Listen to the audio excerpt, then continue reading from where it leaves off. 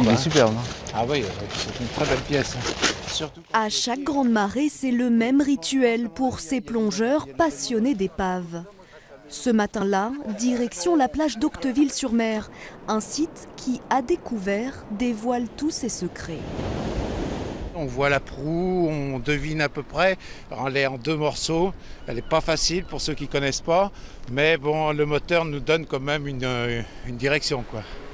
Plongeur, François va s'improviser aussi escaladeur, le temps d'immortaliser les entrailles de ce bateau de guerre américain.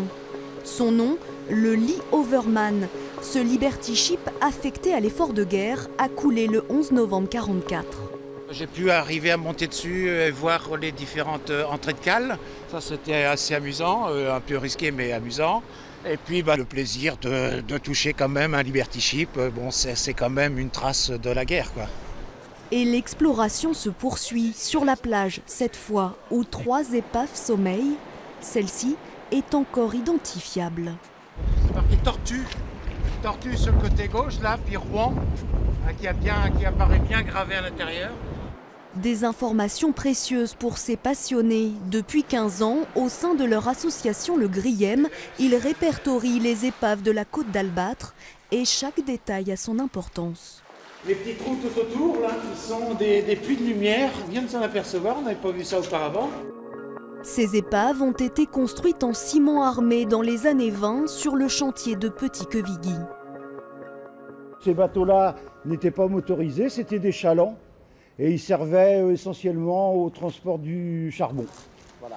Grâce à toutes leurs observations, ils parviennent à mettre en lumière l'histoire passée de ces épaves, des histoires qu'ils aiment partager dans leurs ouvrages et sur leur site internet.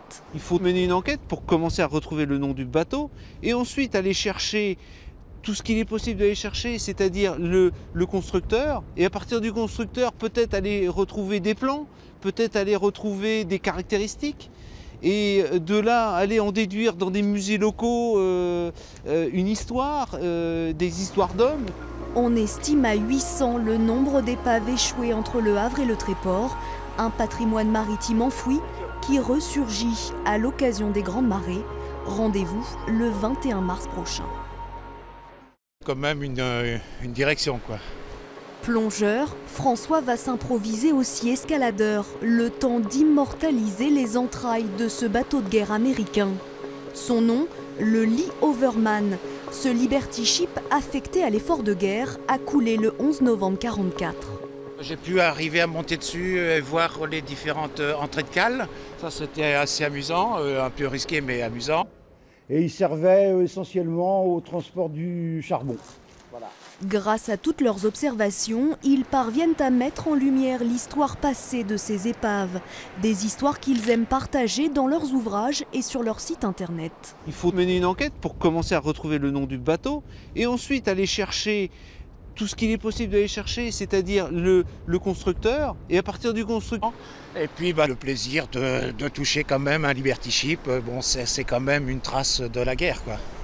Et l'exploration se poursuit sur la plage, cette fois où 3 épaves sommeillent. Celle-ci est encore identifiable. C'est marqué Tortue. Tortue sur le côté gauche, là, puis Rouen, qui apparaît bien gravé à l'intérieur.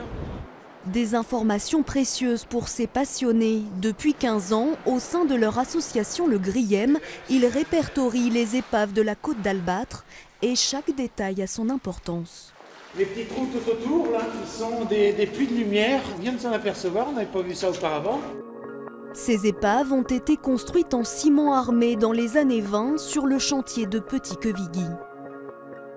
Ces bateaux-là n'étaient pas motorisés, c'était des chalands. Il est superbe.